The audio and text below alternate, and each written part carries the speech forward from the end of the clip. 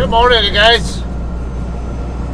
Alright, today is, I think, Saturday, May 20th. Current time is 9:35 a.m. We are in the Kansas City area right now, actually on the southwest end of town. Just getting on to I-35 right now, southbound from 435 on the southwest side of town. Alright, the last video you hopefully saw was my pickup video at the Tyson facility in Olathe, Kansas.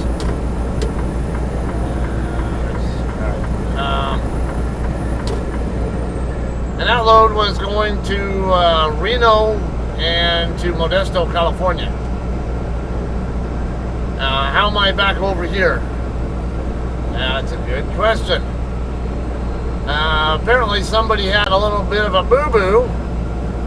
Not me.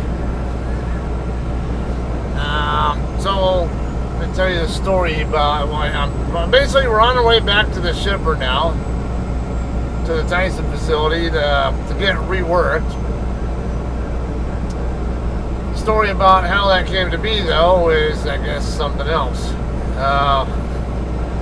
Yeah, so I picked up the load here yesterday morning,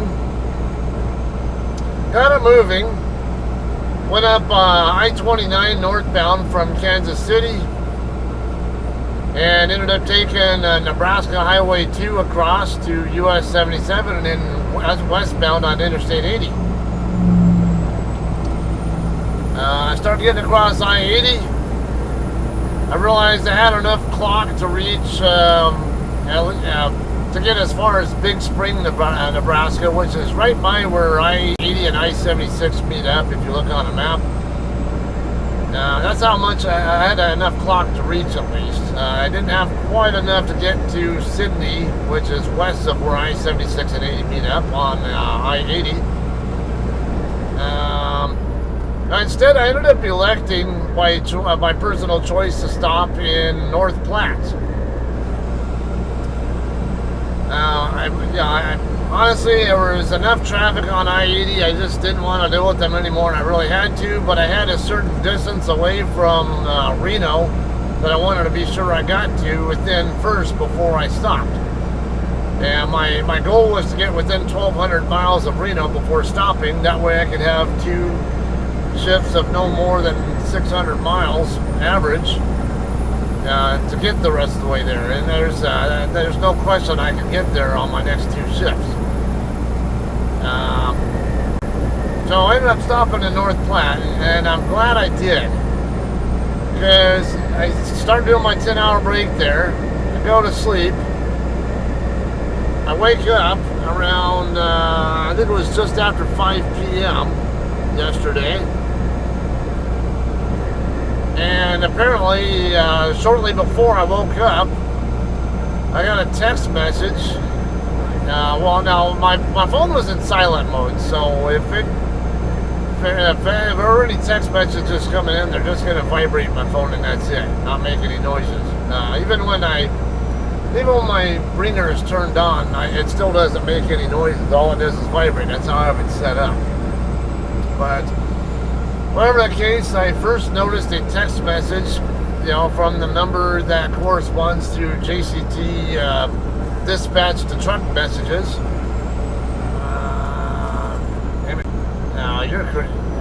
I'm glad that pickup got off the road, because I thought this Honda Pilot driver was going to create a bad situation for me there as well, but thankfully the pickup got off and helped that. Alright, anyway. I get this text message from dispatch, and I start reading it, and I see that it says, basically the shipper says they put the wrong product in your trailer and they want you to come back for a rework. I'm like, oh, really? So I didn't even know how many miles I had driven, but I knew it was a pretty decent number from the shipper, between the shipper and North Platte. So I ended up looking on the map and, finding out it was like a good 435, almost 440 miles that I drove loaded already. We're coming up on our exit pretty fast here. It's going to be Highway 169 southbound and Highway 7 right here, a mile away. That's going to be the exit we're going to use. That's also the spot, that same spot where we went to the shipper on that last video. So that'll give you a good concept of where we're at there. But anyway, yeah, I was like, seriously, now I gotta backtrack 435 plus miles to get back to the shipper so they can fix this fuck up. Whatever it is, I don't know. I just know it's the wrong product. To what extent it's the wrong product, I don't know. I don't know if they just put someone else's load that's completely different from mine in my trailer, or if a certain portion of my load is correct and a certain portion of it is wrong, or what.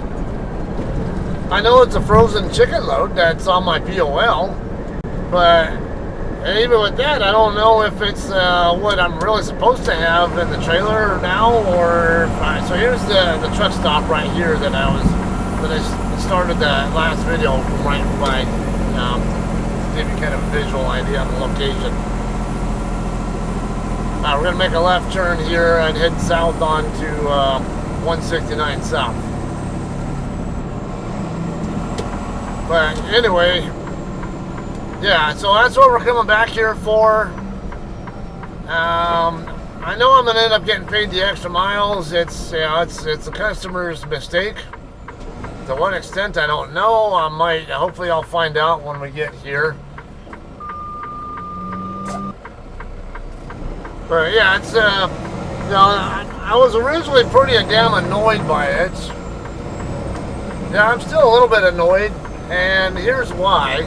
Because ultimately, the miles are miles. It shouldn't matter to me which direction I'm going or whatever to get the paid miles. I'm getting paid either way. But the concern I have now is, okay, this load was originally due in Reno on, I think, Monday, and in Modesto on Tuesday, if I recall.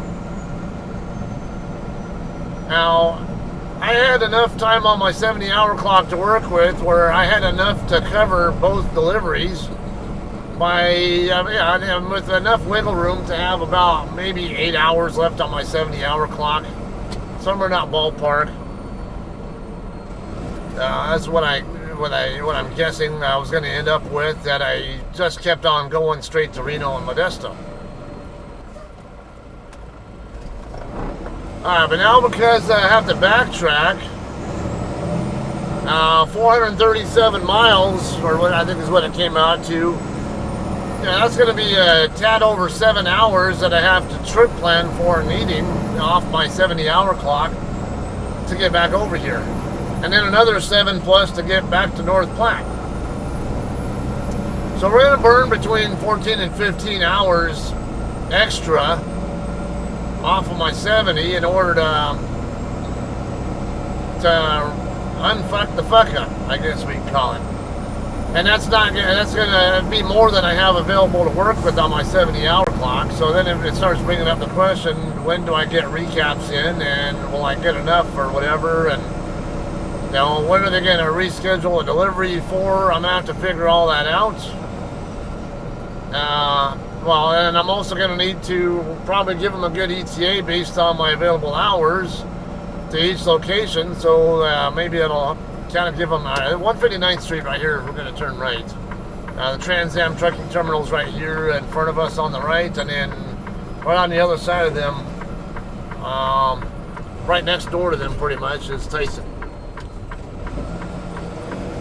But, alright, so, am I a little annoyed? Yes. But, is it really that big a deal? No, not really. As long as I get paid. My real issue was feeling like I had to double time it here, even when I was tired, to try to get the load reworked as soon as possible. Maybe I didn't have to have that much sense of urgency, but I, personally and morally, whatever, I feel like I do need to. And then once I get rolling with it again, then, if I get tired and I want to take a nap, I can take a nap. But I'd already given them an ETA of about 10 a.m., to get here, even yesterday. So turns out it's 9:45 now. So I got, perfect timing here. I'm gonna have to ask, I'm not really sure how they're gonna want to do this now. So we'll come all the way up to the line there. It's 62 degrees, so I was looking at whether I wanted to take my hoodie off because it might be warm enough. Alright, come up to this yellow line that is faded, and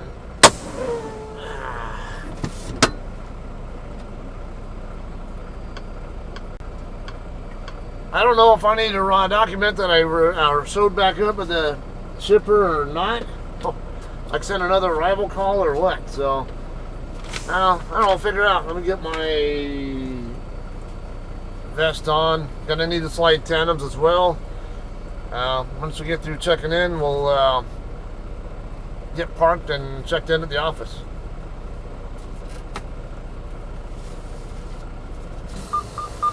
Alright guys, we'll get tandem slid real quick and then we'll go find a parking spot.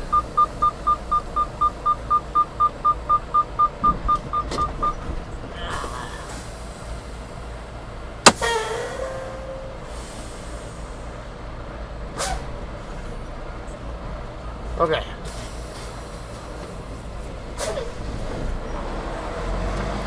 I'm going to go put it over in this row over here. I know we're going to probably end up putting it in the dock door eventually. I just want to not make the setup lane too any more narrow than it needs to be for the shack drivers. So I could park right next to this guy, but there's plenty of spots over here. I'm just gonna go ahead and come over in a little wider area.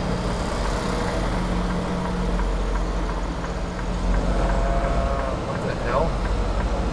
I don't know how kind of strange setup. All right, I'm gonna park it right here next to this Tyson trailer. Alright, go 2 spots past because the tandems are all the way back and it's a normal lane.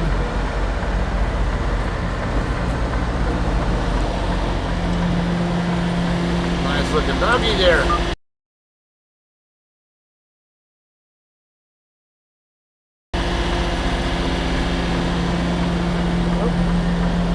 Trying to pitch a little bit too far to the left to target.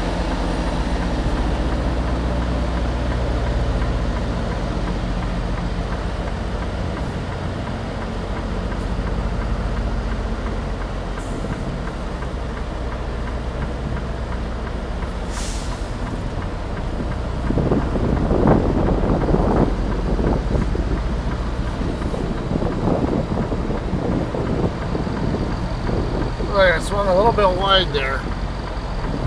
Let's see if I can get my drive tires back over here. Yeah, we got enough room here to recover it. So it looks pretty good there. I mean, it's not perfectly centered on the tandems, but it's not that bad.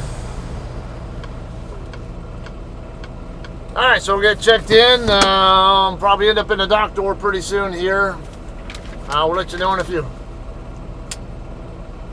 Alright guys, just got the word, they want me to drop my trailer in door 13. Let me swing that a little bit more so my trailer has more room to maneuver around this Tyson trailer since the shag driver's over here. Alright, we're good there. Yeah, I don't know exactly what the issue is. Even the lady in the office there, I reckon I've seen her before. I like dealing with her.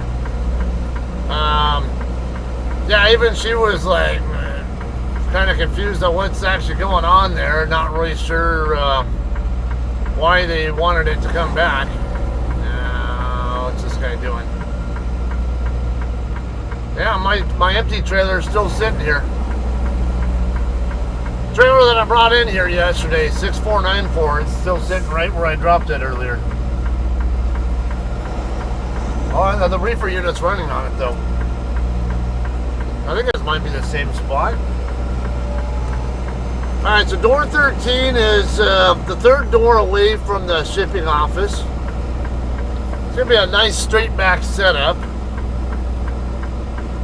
as long as the shag truck, one of the yard mules and one of the maintenance trucks were both right in front of it though.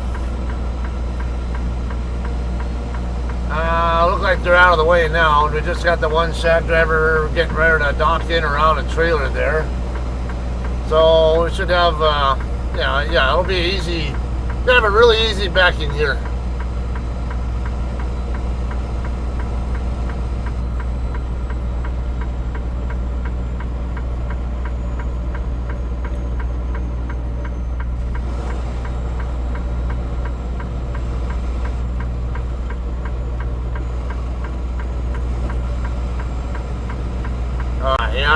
I was just talking to this guy a second. Take your seatbelt off. You're in a yard. You don't need that thing on. I guess he's new. Or no, I think I was talking to the guy outside the truck. Go, go, go, go, go. I don't need you trying to go around my other side when I'm getting ready to dock in.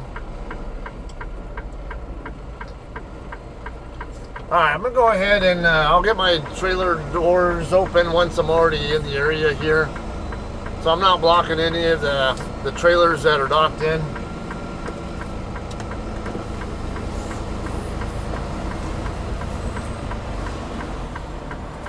I think I should be lined right up almost.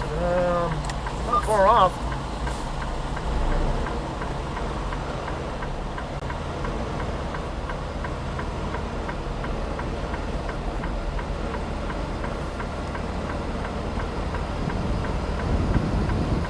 Okay, straight back till my tandems get centered in the front of the door. Then I start rotating it. So just square up, and then I don't want to get too far back because I need to be able to get my trailer doors open.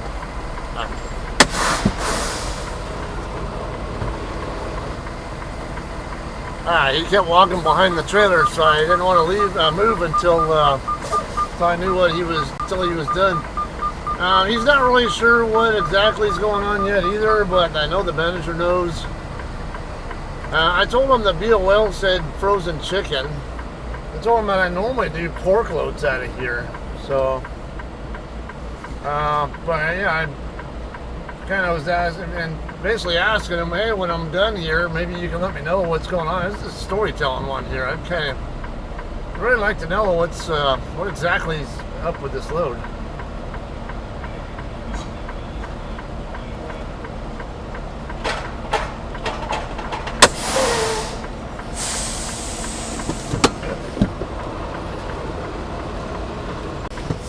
Alright guys, we got disconnected.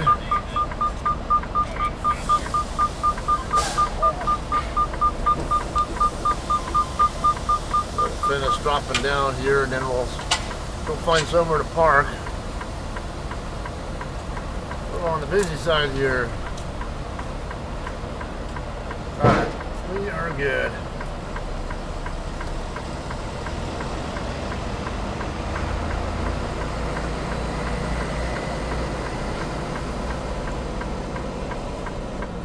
Alright, a lot going on here again, a lot of trucks waiting. They have my phone number, so whenever they're done, they're going to call me up to let me know I can have my trailer back.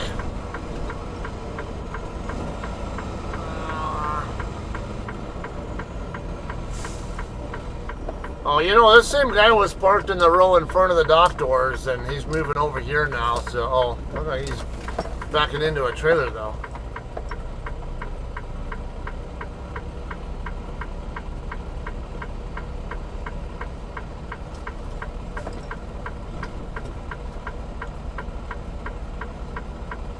You know, for a prime contractor, it's actually not a bad looking wrap on that tractor.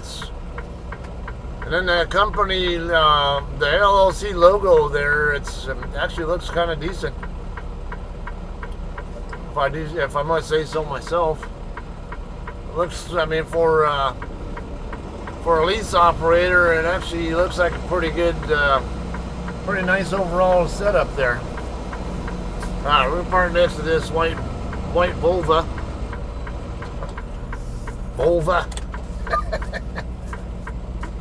and then we'll sit and wait.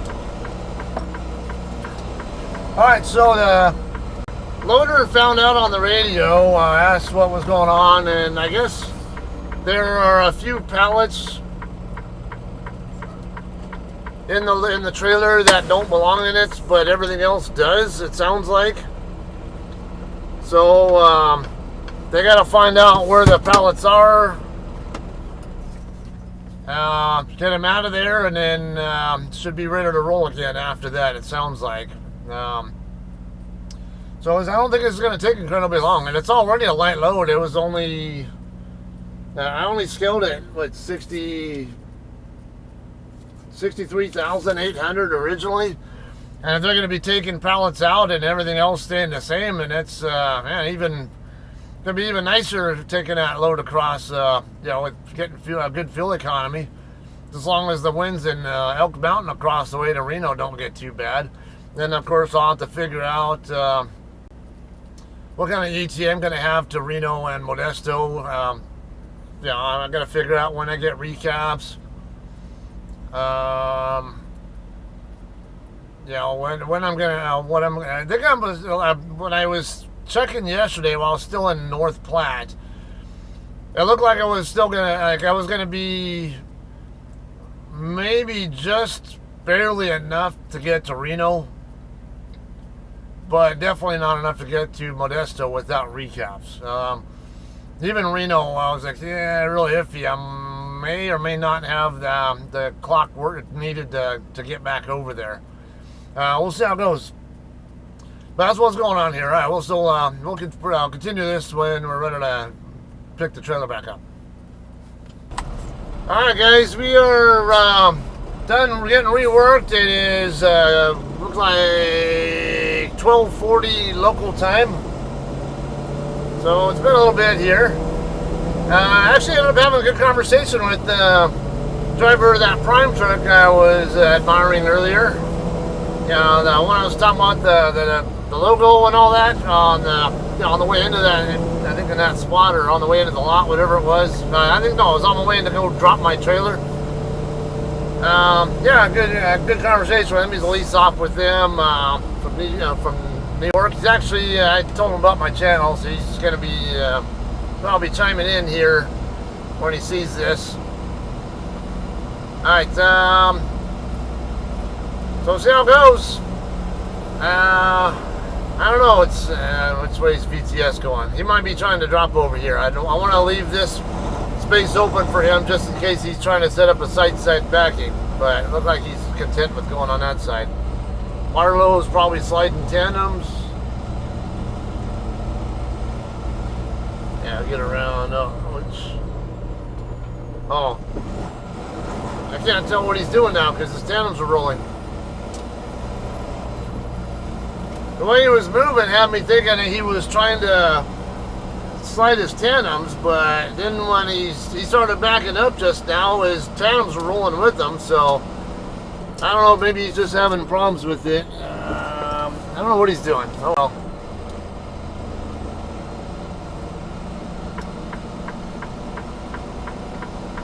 Now, it's one of those cases where if he's having trouble like that, a lot of times I'll get out of the truck and help people like that. You know, it might just need a wheel chock or something. Which I don't see any of the dock doors here, though. No, all they have is the lock for the ICC bar, and that's it. I don't see any wheel chocks anywhere. But, you know, or it could just be the brakes are not adjusted properly, and you just do a quick adjustment on them to make them work. Alrighty, so it looks like the shad driver might be blocking my trailer.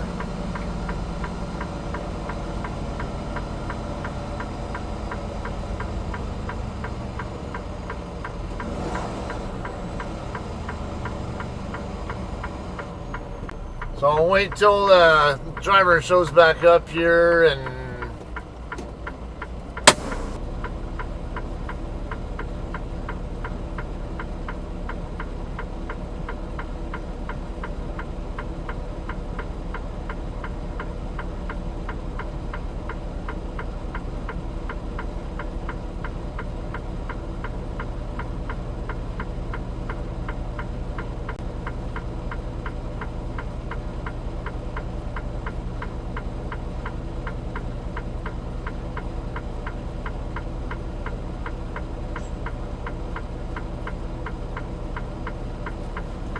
Alright guys, shack driver's moved his truck now, so we can get back underneath. And I gotta run back in and get the bills as well.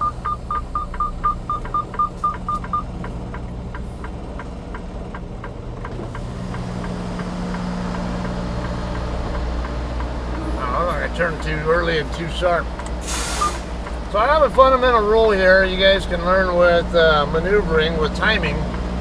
The faster you're moving the truck, the faster you need to steer.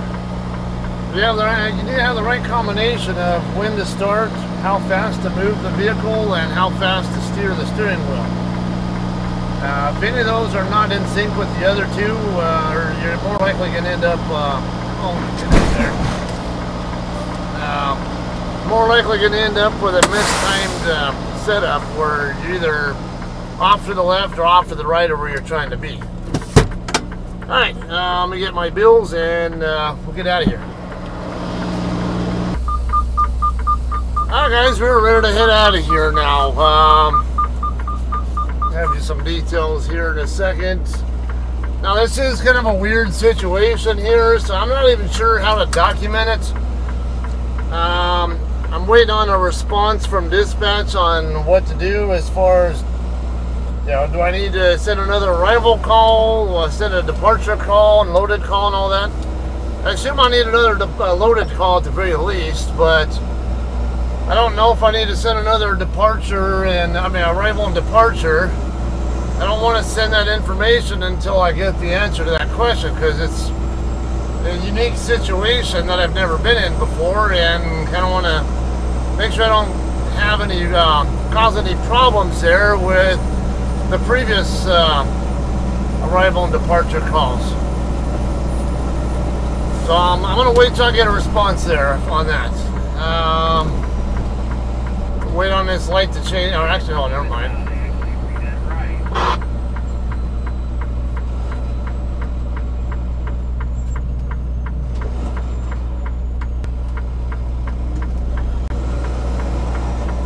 Okay, so I'm not sure if I talked about how it ended up being that I had to come back here. I don't think I found that out until I was already hooked back up to the trailer.